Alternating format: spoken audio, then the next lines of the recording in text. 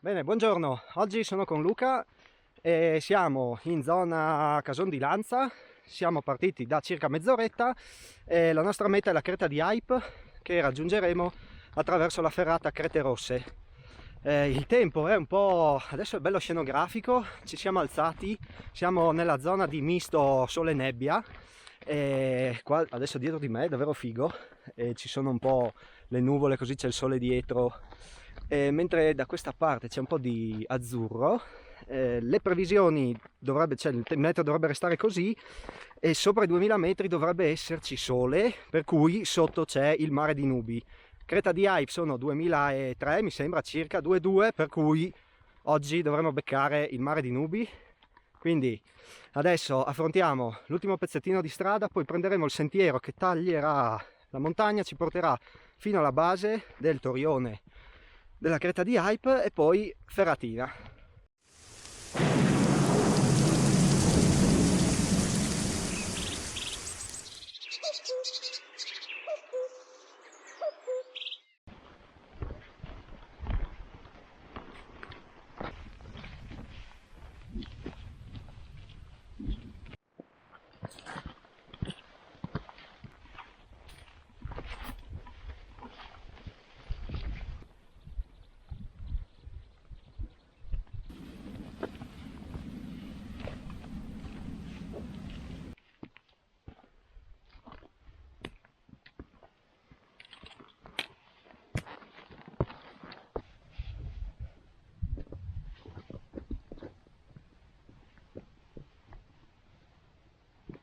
Bello, là si è aperto tutto che si vede bene quella torretta. Quello lì è giù della guardia.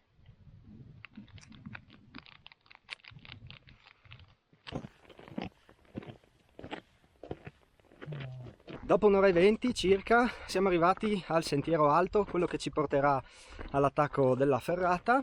Il tempo è decisamente migliorato. Siamo stati un po' nella situazione di mare di nubi, adesso qui vicino a noi le nuvole si sono disciolte, si vede tutto bello il panorama intorno, mentre un po' più diciamo nel cuore della Carnia ci sono ancora le nuvole, per cui siamo in una situazione mista. Ci siamo fermati un attimo, abbiamo mangiato una roba, bevuto, adesso ci facciamo circa un 10 minuti praticamente quasi in piano e arriviamo all'attacco della ferrata Creta Rossa.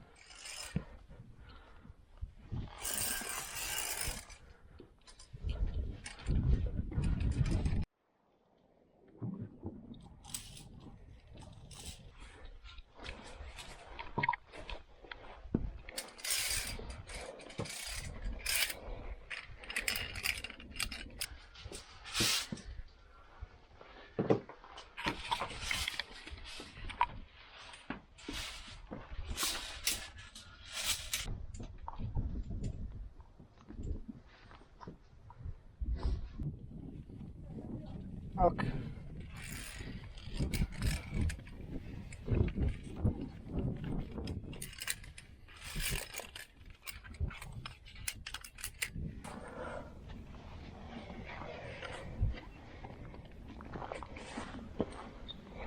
Allora, ci togliamo un attimo il casco.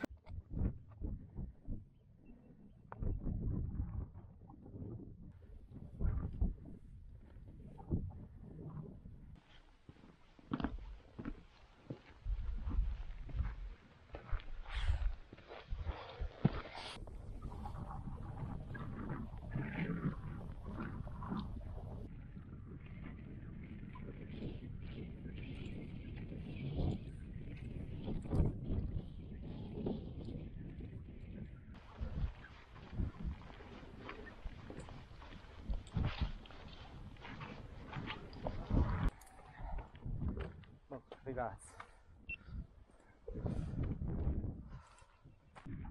Questa è la cima della creta di Hype, spero si senta qualcosa perché tira un vento pazzesco. Allora, dicevo che torniamo indietro attraverso la ferrata austriaca, che sostanzialmente dovrebbe essere come difficoltà circa come quella che abbiamo fatto per salire, però è meglio fare questa ferrata in discesa piuttosto che la via normale, perché la via normale alla fine tanto normale non è, ci sono un paio di canalini che non sono assicurati e farli in discesa potrebbe essere un po' più pericoloso o comunque più difficoltoso che non fare questa ferrata in discesa. Adesso praticamente quindi scendiamo verso l'Austria, dove non ci sono nuvole, è tutto bello sereno, poi aggireremo la creta di Hype e torneremo sul sentiero che abbiamo fatto all'andata e probabilmente, come dicevo sopra, finiremo in mezzo alle nubi, perché adesso qui siamo a quota 2270 e le nuvole saranno poco più basse, circa sui 2000 metri.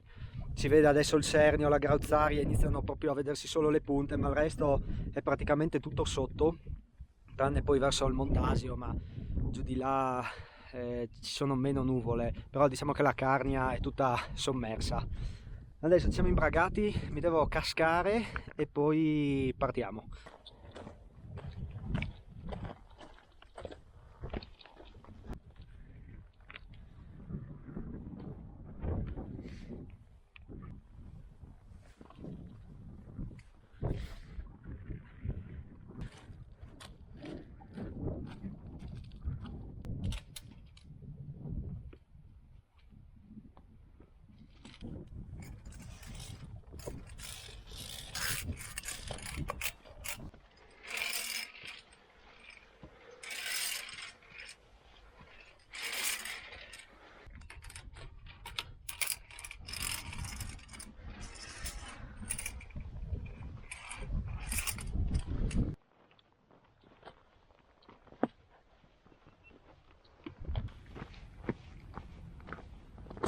Aiuto al cane.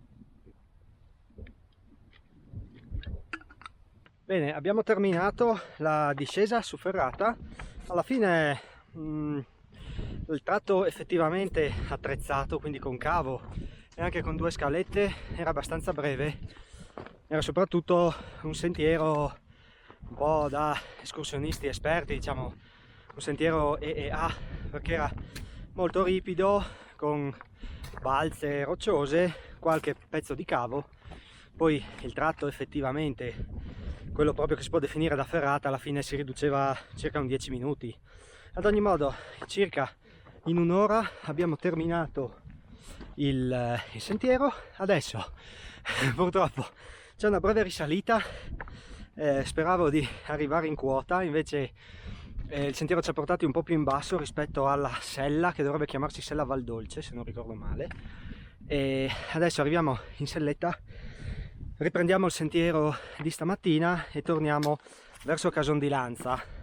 Qui l'aria, il vento si è calmato, c'è il sole, però qua dietro si vedono le nuvole che passano veloci, quindi mi sa che come scolliniamo siamo nella nebbia come nella pianura veneta.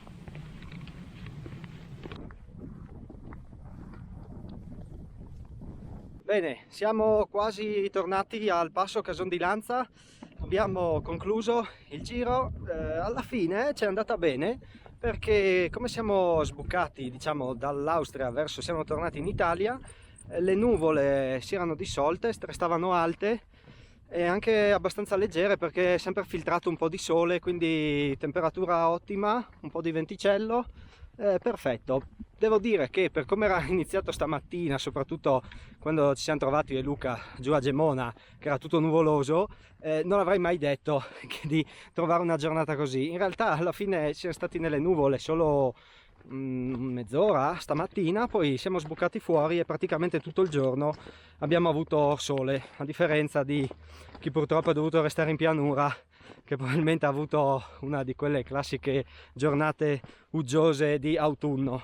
Le due ferrate che abbiamo percorso sono entrambe direi facili. Una, la ferrata, la Creta Rossa, è effettivamente una ferrata bella, molto divertente. Ci siamo divertiti tutti e due, è molto arrampicabile, semplice, mai troppo esposta. Peccato che è un po' corta e l'avvicinamento è un po' lungo, però è bella, proprio divertente. Poi diciamo il rientro dalla ferrata austriaca è un po' ferrata, definirla ferrata è non è una ferrata, è un sentiero attrezzato praticamente. Il tratto effettivamente di ferrata si riduce a una decina di minuti in cui ci sono un paio di scalette divertenti, però alla fine è un percorso per escursionisti esperti con dei cavi e qualche scaletta. Fatto l'anello così, è un bel giro, bello lungo, verranno circa un 13 km credo, ma insomma fatto con calma per tutta la giornata direi che è adatto un po' insomma a tutti gli escursionisti, a chi macina un po' di montagna. È davvero un bel giro. Poi in una zona abbastanza particolare si passa, prima sono boschi di larice, poi si passano delle torbiere, si arriva su roccia per la creta di Hype, ambiente tipicamente roccioso sopra i 2000 metri, e poi il giro così si ritorna attraverso sempre torbiere, prati umidi, molto bello anche d'estate quando ci sono le fioriture delle orchidee, che è davvero uno spettacolo. E anche probabilmente tra una decina di giorni, quando i larici inizieranno a tingersi di oro, sarà veramente uno spettacolo. Bene, allora spero che il giro ti sia piaciuto anche il video. Io ti invito a andare anche sul canale di Luca, se non lo conosci già iscriviti anche al suo canale e insomma guarda anche il suo video, così puoi fare un confronto e decidere chi è il videomaker migliore tra i due. Il contest. Sì, esatto, facciamo un contest. Bene, allora ti ringrazio per avermi seguito, ti ricordo sotto in descrizione troverai tutti i link come al solito e noi ci vediamo nel prossimo video. Ciao, a presto! Ciao!